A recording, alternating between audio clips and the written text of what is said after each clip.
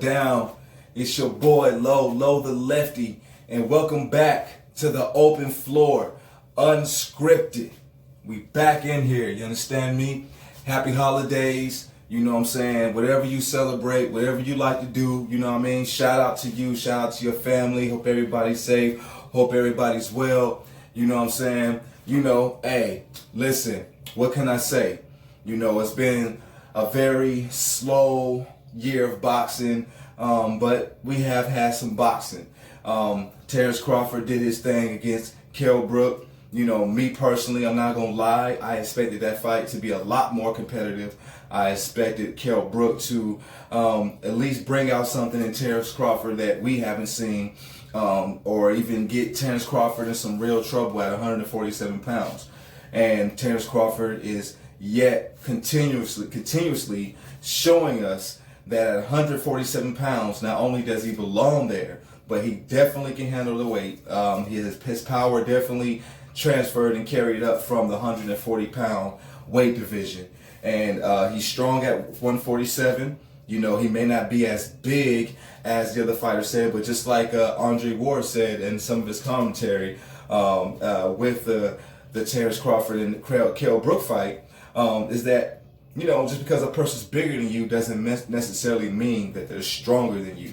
And that's the thing. A lot of people get intimidated, or they get really hung up on size and not actually on the athleticism or the ability and the skill and the power and the strength of a fighter that may not be as big as his opponent.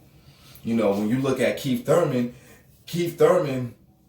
you know, he's you know, at 147, I mean, he's okay, but he doesn't look like somebody who even fights. Even when he gets on the scale, he's not shredded. He doesn't have that kind of physique. He doesn't have that Timothy Bradley, Errol Spence Jr., or even the Danny Garcia when he you know what I'm saying, type of physique. But Keith Thurman is strong and he can punch. You know what I'm saying? You don't really want to get cracked clean from that dude if you ain't really got a jaw. The people that he touched and he hit them clean, you know, and didn't get him out of there was people who are top caliber champions or contenders or former champions like Sean Porter, Danny Garcia. You know, he took heat to them, man. You know, and he almost dropped Danny, almost dropped Porter. And so, you know, that goes to show you, man, that you really can't judge a book by its cover. You know, Terrence Crawford is a very dangerous fighter. And he's definitely, you know, the dark horse at 147 pounds. And all the other welterweights know that this guy is trouble. And it almost feels like at 33 years old, you're like, how much does Terrence Crawford have left? Well, he should have a lot left, just like he said in his live video, because he really hasn't really been, you know, really battling like that. You know what I'm saying? At 140 pounds was some of his, you know, I would say some of his more competitive fights, a few of them.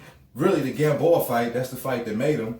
The other 100 fights at 140 pounds. Yeah, you know, he got a couple brawls, whatever, but for the most part, he smoked them. You know what I'm saying? Which leads me up to Errol Spence. You know, you got Errol Spence and Danny Swift Garcia. That is going to be, that's going to be very interesting, because really, when you look at it, it's almost like the fight could be boring. You're looking at a technical, potentially chess match. That's not what you're going to get. You know what I'm saying? If I'm a betting man, that's not what you're going to get. You have to look at exactly what's at risk here. You got two people, you have two high quality, two high caliber champions who are strong. Both of them are big. That's not really much of a size advantage in this fight when you look at it. I mean, Danny is a big, I keep saying it, Danny is a big 147 pounder. He gets on there solid. When he rehydrates, he's even more solid, you know, and he's strong. And then you got Errol, which is bringing you the same thing. Errol's just maybe, I believe he's a little taller. You know what I'm saying? He has a little bit more muscle definition. But at the same time, these guys are two titans at 147 pounds.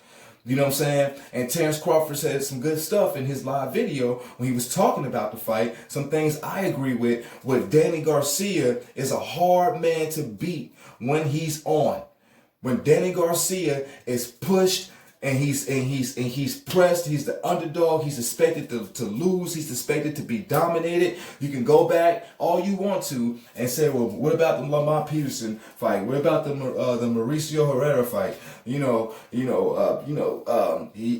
even had a close fight, or not even close fight, or with the Sean Porter fight, Keith Thurman fight. Okay, you can see it. You can say that. I'm not gonna make excuses for him. You know what I'm saying? Those fights, you're like, man, that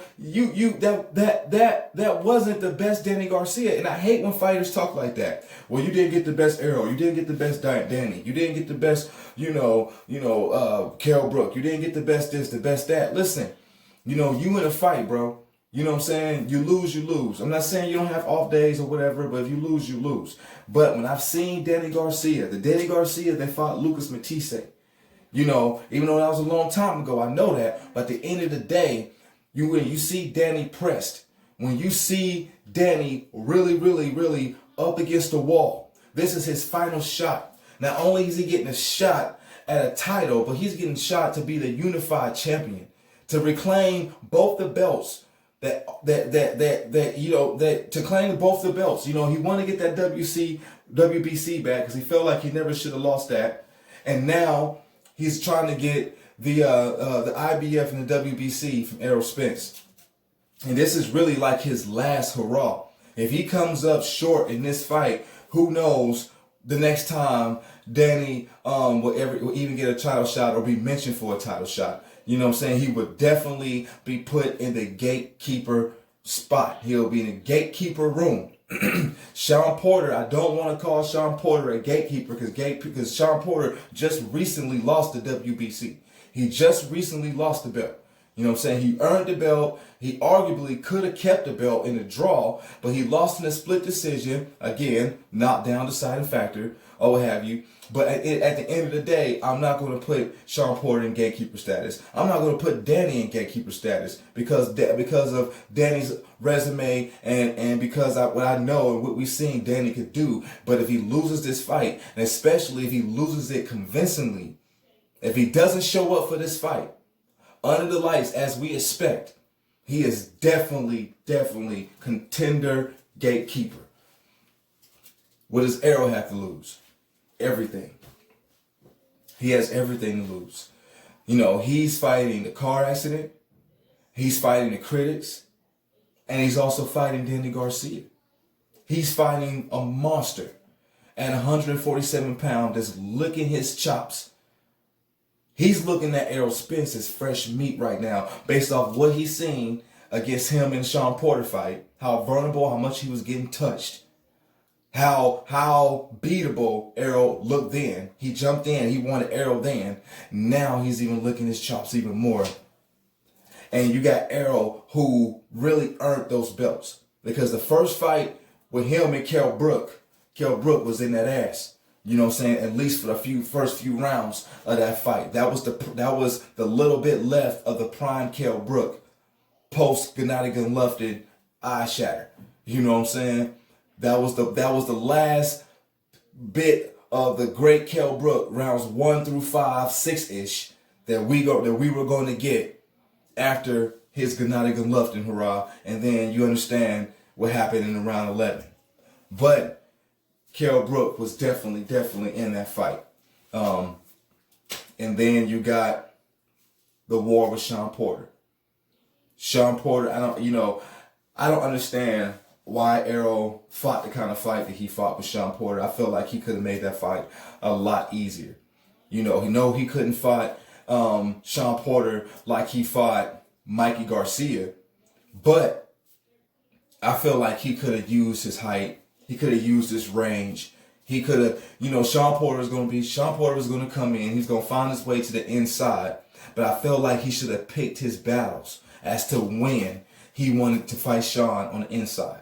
I think he took way too much punishment in that fight. But even though he took a lot of hits, I won't say he took a lot of punishment, but he was getting hit, so you got to call it punishment. He was taking some punishment in that fight, you know what I'm saying? To the point where it was arguably debatable whether actually he won. Besides the knockdown, this was something, it's a security feature that we can all go to. Like, okay, well, the knockdown, that's what gave him the fight. Other than that, you could have went to Sean, or you could have called it a draw. But he was getting touched up, and Danny's banking on that same vulnerability.